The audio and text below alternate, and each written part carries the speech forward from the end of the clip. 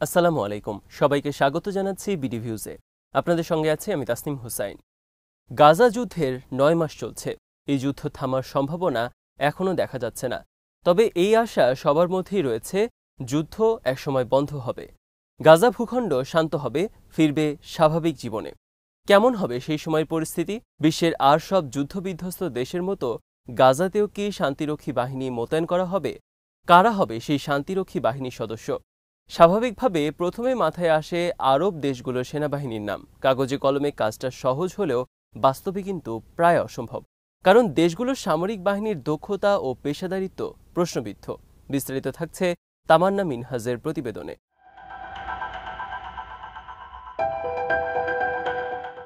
আরব দেশগুলোর বিমান প্রতিরক্ষা ব্যবস্থার সদস্যরা গত এপ্রিলে ইসরায়েলে ইরানের ক্ষেপণাস্ত্র হামলা বন্ধ করার জন্য সক্রিয় হয়ে পশ্চিমা বিশ্বে ব্যাপক সুনাম কুড়ায়। সাধারণত এই দেশগুলো তাদের সামরিক শক্তি নিয়ে খুব একটা উচ্চবাচ্য করে না।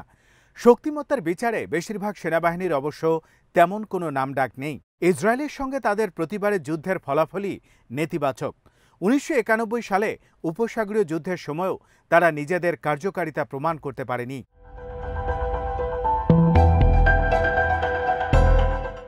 ওই সময় মিশর দুটি সাঁজোয়া ডিভিশন মোতায়েন করেছিল। তবে যুক্তরাষ্ট্র খুব দ্রুতই পরিস্থিতি নিজেদের নিয়ন্ত্রণে নিয়ে নেয়। বানের পানিতে খড়কুটোর মতো ভেসে যায় ইরাকি প্রতিরক্ষা। উপসাগরের অন্য দেশগুলোর মধ্যে সৌদি আরব সামান্য সংখ্যক সেনা মোতায়েন করে। পরবর্তীতে ইয়েমেনে সৌদি আরব হামলা চালালেও যুক্তরাষ্ট্রের সমর্থনের আগ পর্যন্ত তেমন কোনো সাফল্য তাদের ঝুলিতে আসেনি।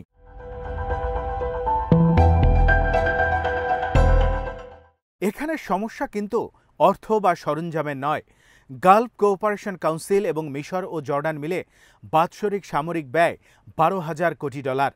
গালফ কোঅপারেশন কাউন্সিলের সদস্যরা হচ্ছে সৌদি আরব, কাতার, কুয়েত, বাহরাইন, ওমান ও সংযুক্ত আরব আমিরাত।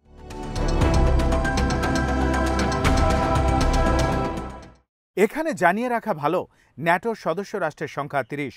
২০২৩ সালে তাদের সামরিক ব্যয় ছিল $৩৮,০০০ কোটি। ভুলে গেলে চলবে না, রাশিয়া ইউক্রেন যুদ্ধে কিয়েভকে সামরিক সহায়তা দিচ্ছে ন্যাটো। আরব দেশগুলোর সেনা সংখ্যা ৯,৪৪,০০০। তাদের ট্যাঙ্কের সংখ্যা প্রায় ৫,০০০ এবং যুদ্ধ বিমান আছে ১,০০০।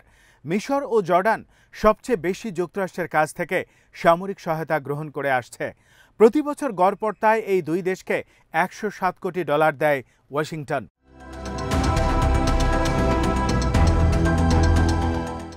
যুক্তরাষ্ট্রের দেয়া অর্থের বেশিরভাগই খরচ করা হয় ৯/৬ করে। কায়রোতে ব্রিটেনের সাবেক ডিফেন্স অ্যাটাশে পল কলিন্স জানান, আরব দেশগুলোর সশস্ত্র বাহিনী এমন কিছু যুদ্ধবিমান কিনে পয়সা নষ্ট করে, যেগুলো তারা যেই ধরনের হুমকির মুখে রয়েছে তা মোকাবেলা করতে পারবে না। কিংস কলেজ অফ লন্ডনের অধ্যাপক অ্যান্ড্রিয়াস ক্রেইগ বলেন, পশ্চিমা দেশগুলোর মন রাখতে অনেক সময় আরব দেশের সরকারগুলো অদরকারি সামরিক সরঞ্জাম কেনে। কাতারের F-15, রাফালস, টাইফুন যথাক্রমে যুক্তরাষ্ট্র, ফ্রান্স এবং লন্ডনকে খুশি করতেই কেনা।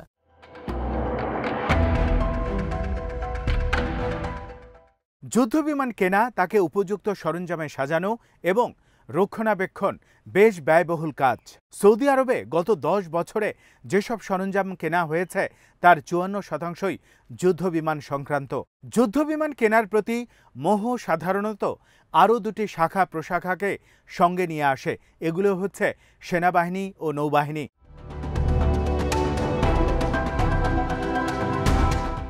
প্রকৃতপক্ষে যেসব দেশের বাণিজ্যিক জাহাজের উপর নির্ভরশীলতা বেশি, তারা নৌবাহিনীর ব্যাপারে খুব একটা মনোযোগী নয়।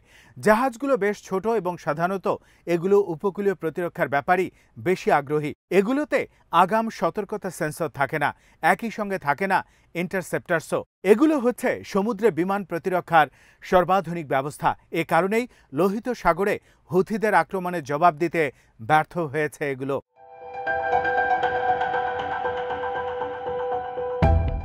লন্ডনের কিংস কলেজের অধ্যাপক ডেভিড রবার্টস বলেন, আরব দেশগুলোতে নৌবাহিনীতে বিনিময়ের তেমন কোনো কারণ খুঁজে পায় না। তাদের এ পরিস্থিতি চলছে বেশ কয়েক দশক ধরেই। তাদের ধারণা, যুক্তরাষ্ট্র ও ব্রিটিশ জাহাজগুলোই তাদের উপকূল এবং পুরো সমুদ্র জলসীমায় নিরাপত্তা দেবে।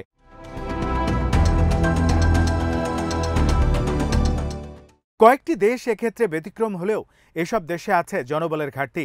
কাতারের নৌবাহিনী ইতালি থেকে 7টি জাহাজ কেনার প্রক্রিয়া শুরু করেছে। এরই মধ্যে সম্পন্ন হয়েছে কার্যাদেশ দেয়া। এগুলো চালাতে কাতারের নৌবাহিনীর আরও 660 জন নাবিকের প্রয়োজন হবে, যা তাদের বর্তমান নাবিকের সংখ্যার 1/4। এই পরিমাণ প্রশিক্ষিত জনবল তাদের নেই। লোক বাছাই ও নিয়োগ করে প্রশিক্ষণ দেওয়ার প্রক্রিয়ার মধ্য দিয়েও যাচ্ছে না তারা।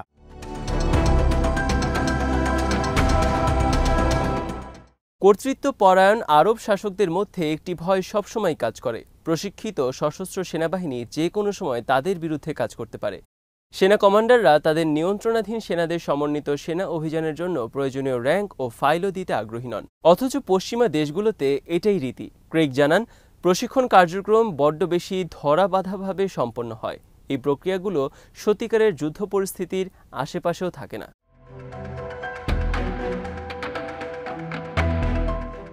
আরব সেনাবাহিনীগুলোকে বেশিরভাগ সময় বাদশাদের রক্ষীদের কাছ থেকেও দূরে রাখা হয়। সৌদি আরবে ক্ষমতাসীন রাজ পরিবারের সুরক্ষা নিশ্চয়তা দেওয়ার জন্য 1,30,000 শক্তিশালী ন্যাশনাল গার্ড বাহিনী রয়েছে। মিশরের সেনাবাহিনী একটি লাভজনক বাণিজ্যিক সাম্রাজ্য পরিচালনা করে। তাদের তদারকি ও নিয়ন্ত্রণেই নির্মাণ করা হয় ছুটি উপভোগ করা রিসোর্ট থেকে শুরু করে নির্মাণ প্রতিষ্ঠান পর্যন্ত।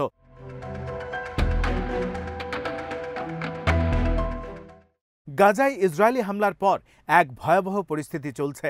তবে এই যুদ্ধ একসময় থামবে। অনেকেই আশা করেন যুদ্ধ শেষ হওয়ার পর আরব সেনাবাহিনীগুলো গাজায় শান্তিরক্ষী হিসেবে দায়িত্ব পালন করবে, কিন্তু বাস্তবিক অর্থে সেটা সম্ভব নয়। আরব দেশগুলোর বিশেষজ্ঞরাই আশঙ্কা প্রকাশ করেন এত কঠিন মিশনে তাদের সেনাদের পক্ষে সফল হওয়া সম্ভব না। বেশিরভাগ সময় তারা নিজেদের মধ্যেই সহযোগিতামূলক মনোভাব নিয়ে কাজ করতে পারে না।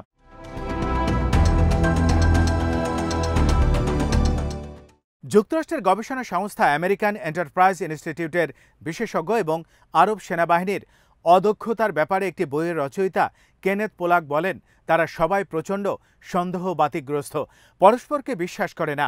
যৌথ জিসিসি সামরিক কাঠামোর মধ্যে আরব অঞ্চলের সামরিক ব্যবস্থাকে একীভূত করার প্রস্তাব 2 দফায় উঠেছে। 2014 ও 2018 সালে ওঠা এসব প্রস্তাব ছোট দেশগুলোর বাধার মুখে বাতিল হয়ে যায়। ছোট দেশগুলোর আশঙ্কা ছিল বড় দেশগুলোর নিয়ন্ত্রণের বেড়াজালে তাদের কণ্ঠ শোনা যাবে না।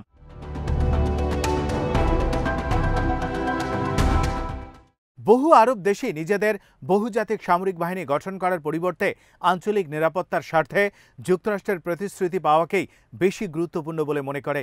যুক্তরাষ্ট্রের পৃষ্ঠপোষকতা ছাড়া অন্য কোনো দেশের সঙ্গে যুদ্ধের ব্যাপারেও আগ্রহ দেখায় না তারা। উপসাগরের দেশগুলো এখনও গোয়েন্দা তথ্য, নজরদারি, পরিদর্শন, নিরীক্ষণ, কমান্ড ও নিয়ন্ত্রণ কেন্দ্র এবং রিফুয়েলিংয়ের জন্য পুরোপুরি যুক্তরাষ্ট্রের উপর নির্ভরশীল।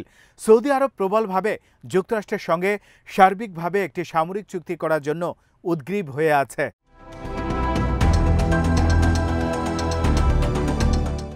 সার্বিকভাবে আরব দেশগুলোর মধ্যে পৃথকভাবে হলেও কিছু কিছু ক্ষেত্রে সামরিক দক্ষতা গড়ে উঠেছে।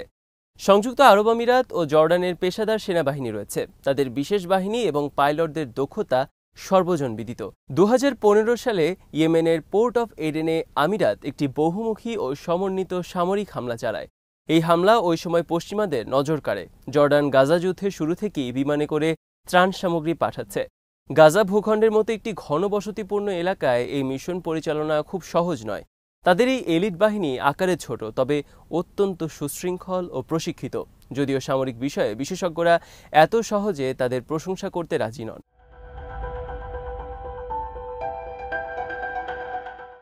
আরব আমিরাতের প্রেসিডেন্সিয়াল গার্ড ও বিশেষ বাহিনীর বিদেশি উপদেষ্টা রয়েছে।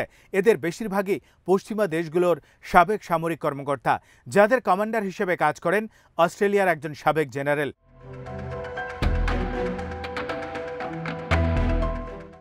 তবে আশার খবর হচ্ছে এরই মধ্যে তাদের ভেতর পারস্পরিক সহযোগিতা বাড়ানোর জন্য ব্যবস্থা গ্রহণ শুরু হয়েছে।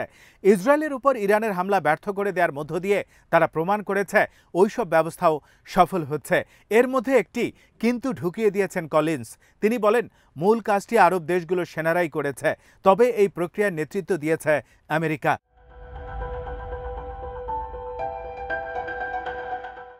2019 সালে সম্ভবত ইরানের ড্রোন হামলায় সৌদি আরবের তেল উৎপাদন বন্ধ করে দিতে হয়েছিল। এরপর থেকেই উপসাগরীয় ও আরব দেশগুলো সমন্বিত বিমান প্রতিরক্ষা ব্যবস্থার দিকে ঝুঁকতে শুরু করে। বিশেষজ্ঞরা মনে করেন উপসাগরীয় বেশ কয়েকটি দেশের বিমান প্রতিরক্ষা ব্যবস্থা ইউরোপের যে কোনো দেশের তুলনায় উন্নত। 2022 সালে কয়েকটি আরব দেশ যুক্তরাষ্ট্রের নেতৃত্বে গোপনে ইসরায়েলের সঙ্গে সমন্বিতভাবে একটি বিমান প্রতিরক্ষা ব্যবস্থা সংক্রান্ত জোট গড়ে তোলে। এদের মূল লক্ষ্য একটি সমন্বিত রাডার শনাক্তকরণ ব্যবস্থা গড়ে তোলা।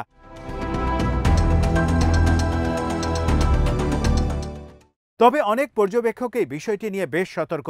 পোলাক মনে করেন প্রযুক্তিগত ক্ষেত্রে এমন কিছুই নেই যা বিমান প্রতিরক্ষার মতো বিষয়গুলোকে বাধা দিতে পারে। প্রকৃতপক্ষে সবই রাজনীতি। অভ্যন্তরীণ রাজনীতিতে পরিবর্তন এলে সামরিক বাহিনীর সংস্কারের সিদ্ধান্ত হতেই পারে।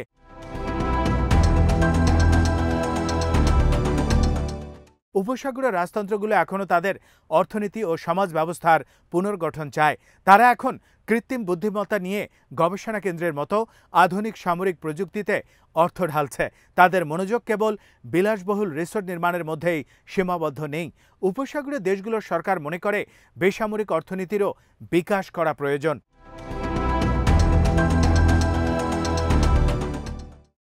আজ এখানেই শেষ করছি। সবাই ভালো থাকুন, সুস্থ থাকুন আর দেখতে থাকুন বিডি ভিউজ। চ্যানেলটি ভালো লাগলে সাবস্ক্রাইব করুন। সংযুক্ত থাকুন আমাদের ফেসবুক পেজে। আল্লাহ হাফেজ।